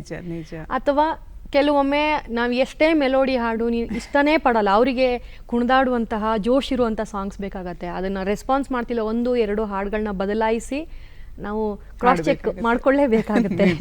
ಅವರ ಇಷ್ಟದ ಪ್ರಕಾರ ಹಾಡಿದ್ರೆ ಮಾತ್ರ ಕಲಾವಿದನಿಗೆ ಒಂದು ಸ್ಯಾಟಿಸ್ಫ್ಯಾಕ್ಷನ್, ಅವರನ್ನ ಮನತಣಿಸೋದೇ ದೊಡ್ಡ ನಿಜ ಅಲ್ವಾ? ಹಾಗಾಗಿ ಅಂದ್ರೆ ಒಟ್ಟಾರೆ ನಿಮ್ಮ ಮಾತಿನ ಸಾರಾಂಶ ಕಲಿಕೆ ನಿರಂತರ ಅಂತ ಹೇಳಿ.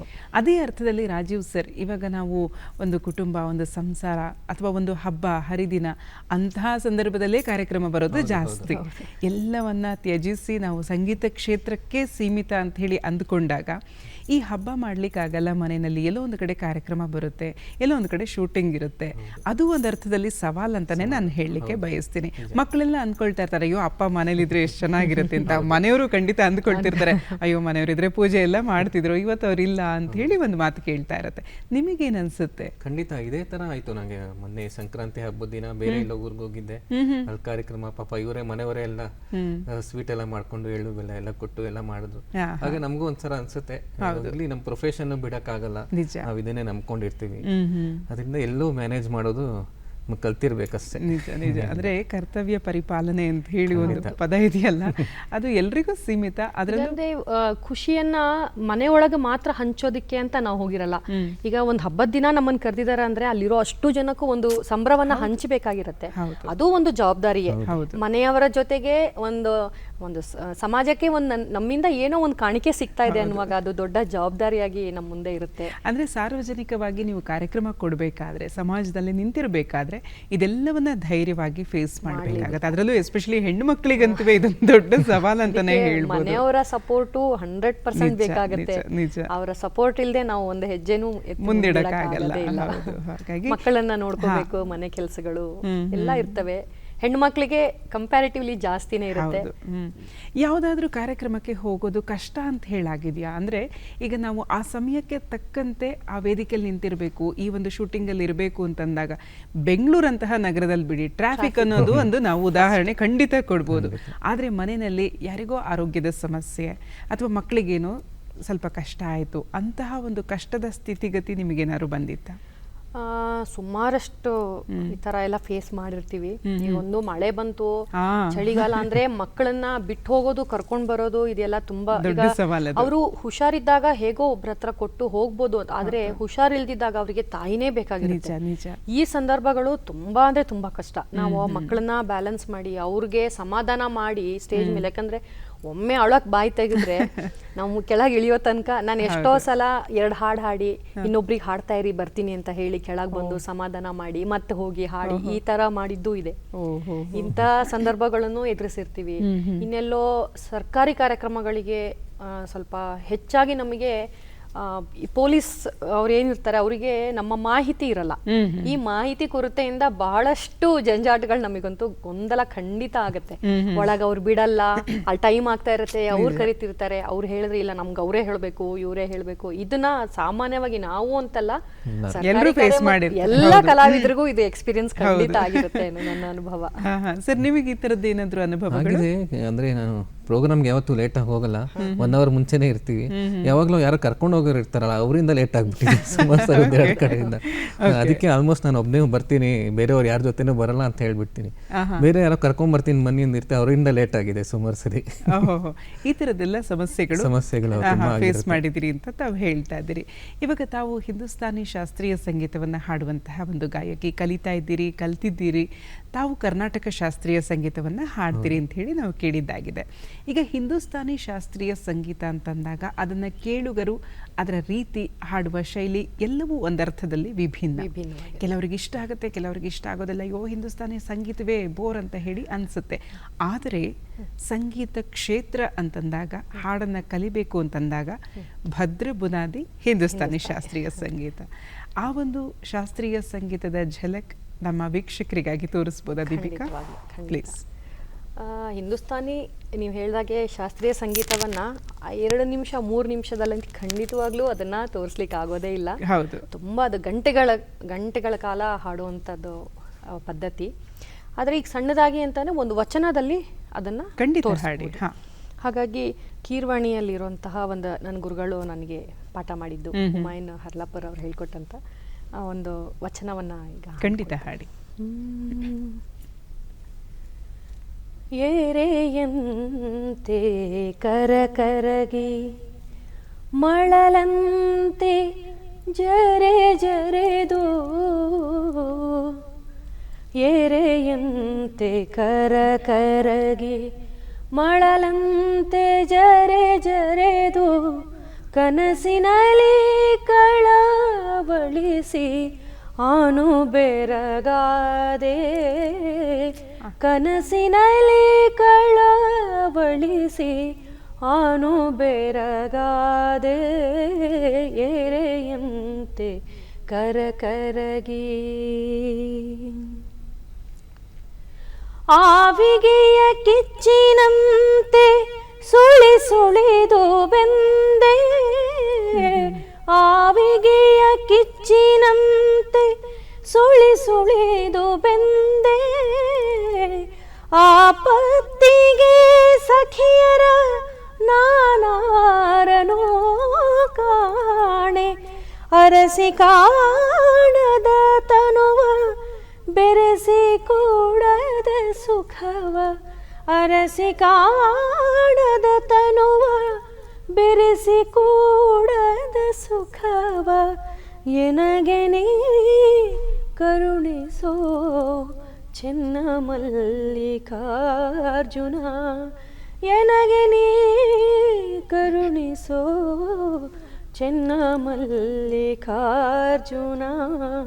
ಏರೆಯಂತೆ ಕರಗಿ ಮಳಲಂತೆ ಜರೆದು ಕನಸಿನಲ್ಲಿ ಕಳವಳಿಸಿ ಆನು ಬೆರಗಾದೆ ಎರೆಯಂತೆ ಕರಗಿ ಎರೆಯಂತೆ ಕರಗಿ ಎರೆಯಂತೆ ಕರಗಿ ಮಳಲಂತೆ ಜರೆದು.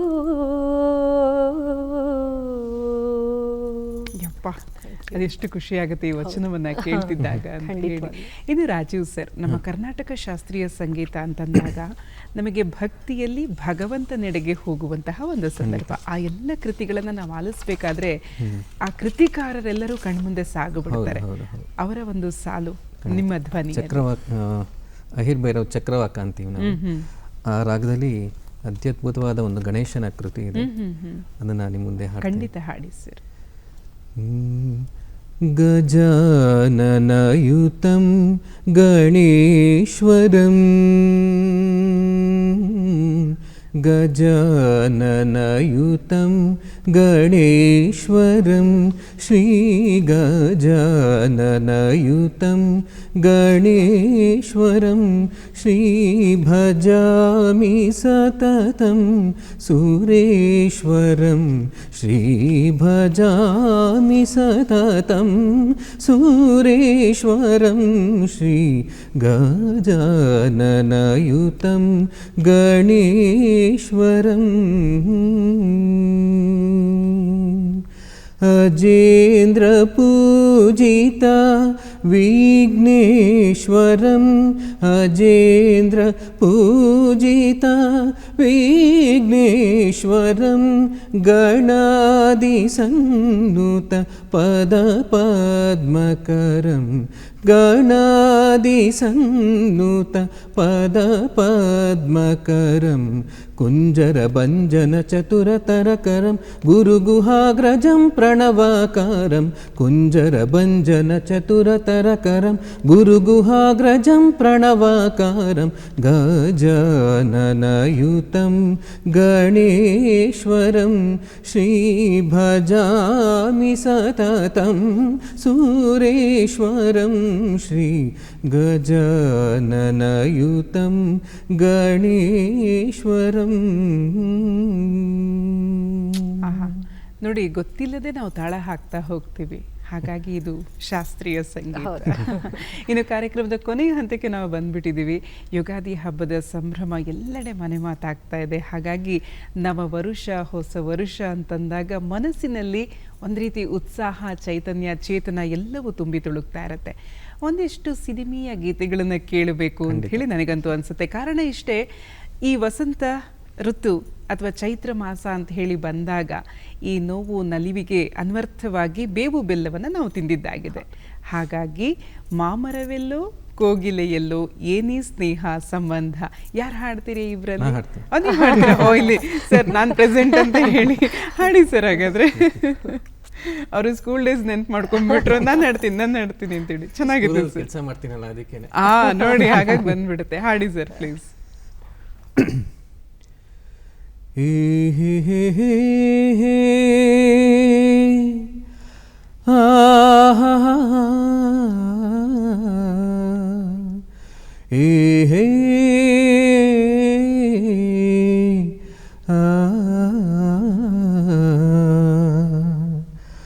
ಮಾಮರವೆಲ್ಲೋ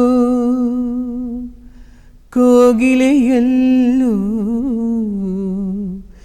ಏನಿ ಸ್ನೇಹ ಸಂಬಂಧ, ಎಲ್ಲಿಯದು ಈ ಅನುಬಂಧ. ಮಾಮರವೆಲ್ಲೋ ಕೋಗಿಲೆಯಲ್ಲೋ, ಮಾಮರವೆಲ್ಲೋ ಕೋಗಿಲೆಯಲ್ಲೋ ಏನಿ ಸ್ನೇಹ ಸಂಬಂಧ, ಎಲ್ಲಿಯದು ಈ ಅನುಬಂಧ. ನೋಡಿ, ನೀವು ಮಾಮರವೆಲ್ಲೋ ಕೋಗಿಲೆಯಲ್ಲೋ ಅಂತ ಹೇಳಿ ಅಂತಂದಾಗ ನಮ್ಮ ದೀಪಿಕಾ ಅವರು ಇನ್ನೊಂದು ಗೀತೆಯನ್ನ ಸಾದರಪಡಿಸ್ತಾರೆ. ವಸಂತ ಋತು ಬಂದಿದೆ ಅಂತಂದಾಗ ವಸಂತ ಬರೆದನು ಒಲವಿನ ಓಲೆ ಚಿಗುರಿದ ಎಲೆ ಎಲೆ ಮೇಲೆ ಅಂತ ಹೇಳಿ ಹೌದು, ಖಂಡಿತ ಹಾಡ್ಬೇಕು. ಅವರಿಗೆ ಪ್ರೆಸೆಂಟ್ ಅಂತ ಹೇಳಿ ಹಾಡ್ಬಿಟ್ರು. ಇವಾಗ ನಾನೇ ನಿಮಗೆ ಅವಕಾಶ ಕೊಡ್ತಾ ಇದ್ದೀನಿ, ದಯವಿಟ್ಟು ಹಾಡಿ. ವಸಂತ ಬರೆದನು ಒಲವಿನ ಓಲೆ ಚಿಗುರಿದೆ ಎಲೆ ಎಲೆ ಮೇಲೆ, ಪಂಚಮದಲ್ಲಿ ಹಾಡಿತು ಕೋಗಿಲೆ ಪ್ರೇಮಿಗೆ ಓರ್ವನೆನಲ್ಲೇ, ಪ್ರೇಮಿಗೆ ಓರ್ವನೆನಲ್ಲೇ. ವಸಂತ ಬರೆದನು ಒಲವಿನ ಓಲೆ ಚಿಗುರಿದ ಎಲೆ ಎಲೆ ಮೇಲೆ, ಪಂಚಮದಲ್ಲಿ ಹಾಡಿತು ಕೋಗಿಲೆ ಪ್ರೇಮಿಗೆ ಓರ್ವಳೆನಲ್ಲೇ, ಪ್ರೇಮಿಗೆ ಓರ್ವಳೆನಲ್ಲೇ. ಯಪ್ಪ, ಈ ಗೀತೆನೆಲ್ಲ ಕೇಳ್ತಾ ಇದ್ರೆ ಇನ್ನು ಆ ಕೋಗಿಲೆ ಕ್ಷೇಮವೇ ಸೌಖ್ಯವೇ ಅಂತ ಹೇಳಿ ಕೇಳಬೇಕು. ಹಾಗಾಗಿ ನೀವಿಬ್ಬರ ದನಿಯಲ್ಲಿ ಯಾರು ಹಾಡ್ತೀರಾ ನನಗಂತೂ ಗೊತ್ತಿಲ್ಲ. ಓಕೆ, ಕೋಗಿಲೆಯೇ ಕ್ಷೇಮವೇ ಹಾಡಿ ಹಾಗಾದ್ರೆ. ಕೋಗಿಲೆಯೇ ಕ್ಷೇಮವೇ, ಕಸ್ತೂರಿಯೇ ಸೌಖ್ಯವೇ, ನೈದಿಲೆಯೇ ನಿದಿರೆಯೇ, ಮಲ್ಲಿಗೆಯೇ ಮಂಪರೆ, ಏಳಿರಿ ಏಳಿರಿ ಮೇಲೆ ನೆಸರ ಬಂದನು ಮೇಲೆ ನೋಡಿ, ಮಂಜಿನ ನೀರಲ್ಲಿ ಮುದ್ದು ಮೋರೆಯ ತೊಳೆದು ಬಂದು ಹಾಡಿ. ಕೋಗಿಲೆಯೇ ಕ್ಷೇಮವೇ, ಕಸ್ತೂರಿಯೇ ಸೌಖ್ಯವೇ, ನೈದಿಲೇ ನಿದಿರೆಯೇ, ಮಲ್ಲಿಗೆಯೇ ಮಂಪರೆ, ಈಗ ನೀವಿಬ್ಬರು ನಮ್ಮ ಚಂದನ ವಾಹಿನಿಯ ಎಲ್ಲ ವೀಕ್ಷಕರಿಗೆ ಒಂದೊಂದು ಅರ್ಥದಲ್ಲಿ ನಿಮ್ಮ ಖುಷಿಯಿಂದ ಶುಭಾಶಯಗಳನ್ನು ತಿಳಿಸಿದ್ರೆ ಹೇಗಿರುತ್ತೆ ಅಂತೇಳಿ, ಹಾಡಿನಿಂದನಾದರೂ ಹೇಳ್ಬೋದು, ಇಲ್ಲ ನಿಮ್ಮ ಸಾಲಿನಿಂದನಾದರೂ ಹೇಳ್ಬೋದು. ಹೇಗೆ ಹೇಳ್ತೀರಾ ರಾಜು ಸರ್ ನಿಮ್ಮ ದನಿಯಲ್ಲಿ? ನಾನಾದರೆ ಒಂದೆರಡು ಹಾಡು ಒಂದು ಲೈನ್ ಹಾಡ್ಬಿಡ್ತೀನಿ. ಖಂಡಿತ ಹಾಡಿ. ಯಾರಿಗುಂಟು ಯಾರಿಗಿಲ್ಲ ಬಾಳೆಲ್ಲ ಬೇವು ಬೆಲ್ಲ, ಬಂದದೆಲ್ಲ ಈ ಸಭೆ ಕೈಯ ಗೆಳೆಯ, ಕಾಣದಕ್ಕೆ ಚಿಂತೆಯ ಕೈಯ, ಗೂಣು ಹಾಕಿ ಕೂಡ ಬ್ಯಾಡ ಗತ್ತಿನಾಗೆ ಬಾಳ ನೋಡ, ಗೂಣು ಹಾಕಿ ಕೂಡ ಬ್ಯಾಡ ಗತ್ತಿನಾಗೆ ಬಾಳ ನೋಡ. ಹೀಗೆ. ದೀಪಿಕಾ ಅವರೇ ನೀವು? ಅವ್ರು ಹಾಡು ಹೇಳಿರೋದ್ರಿಂದ ನಾನು ಹಾಗೆ ಮಾತಾಡ್ತೀರಿ. ಇಲ್ಲ, ಹಬ್ಬ ಪ್ರತಿ ವರ್ಷ ಎಲ್ಲರಿಗೂ ಶುಭದಾಯಕವಾಗಿರ್ಲಿ, ಒಳ್ಳೆ ಒಳ್ಳೆ ಅವಕಾಶಗಳನ್ನ ತಂದು ಕೊಡ್ಲಿ, ಖಂಡಿತ ಫಲಪ್ರದವಾಗಿರ್ಲಿ. ಹೊಸ ಹೊಸ ಫಲಗಳೇ ಹೇಗೆ ಬಂದು ಚಿಗುರು ಹೊಡೆದು ಹೇಗೆ ಬೇವು ಬೆಲ್ಲ ಎಲ್ಲದೂ ಸಮಾನವಾಗಿ ಜೀವನದಲ್ಲೇ ಹಂಚ್ಕೊಂಡು ಖುಷಿ ಖುಷಿಯಾಗಿರುವಂತಾಗಲಿ ಅಂತ ಹೇಳಿ ಈ ಮೂಲಕ ನಾನು ಆಶಿಸ್ತಾ ಇದ್ದೀರಿ. ನಿಮ್ಮಿಬ್ಬರಿಗೂ ಮತ್ತೊಮ್ಮೆ ಹೊಸ ವರ್ಷದ ಯುಗಾದಿಯ ಹಾರ್ದಿಕ ಶುಭಾಶಯಗಳನ್ನು ಚಂದನ ವಾಹಿನಿಯ ಮುಖೇನ ನಾನು ತಿಳಿಸ್ತಾ ಇದ್ದೇನೆ. ಮತ್ತೊಮ್ಮೆ ಧನ್ಯವಾದಗಳು ಇಬ್ಬರಿಗೂ ಕೂಡ. ವೀಕ್ಷಕರೇ, ಇದು ಯುಗಾದಿಯ ವಿಶೇಷ ಸಂಚಿಕೆ. ನಿಮ್ಮೆಲ್ಲರಿಗಾಗಿ ಚನ್ನವೀರ ಕಣವಿಯವರ ಒಂದು ಸಾಲು ಈ ಮೊದಲೇ ನಾನು ತಿಳಿಸ್ಕೊಟ್ಟೆ. ಯುಗಾದಿಯ ಬೆಳಕು ಬಾಗಿಲಿಗೆ ತಾಕುವಾಗ ಬಾಗಿಲಿನ ಒಳಗಿನ ಮೌನಕ್ಕೂ ಕೂಡ ಒಂದು ಹೊಸ ದೀಪ ಬರುತ್ತೆ ಅಂಥೇಳಿ ಅವರು ಈ ಸಾಲನ್ನು ಕೊಟ್ಟಿದ್ದಾರೆ. ಇದು ವಿಶೇಷವಾದಂತಹ ಸಂಚಿಕೆ, ಯುಗಾದಿಯ ವಿಶೇಷ ಸಂಚಿಕೆಯಾಗಿ ನಿಮ್ಮೆಲ್ಲರಿಗೂ ಇಷ್ಟ ಆಯಿತು ಅಂತ ಹೇಳಿ ಭಾವಿಸ್ತಾ ಮತ್ತೊಮ್ಮೆ ತಮ್ಮೆಲ್ಲರಿಗೂ ಯುಗಾದಿ ಹಬ್ಬದ ಹಾರ್ದಿಕ ಶುಭಾಶಯಗಳೊಂದಿಗೆ ನಮಸ್ಕಾರ.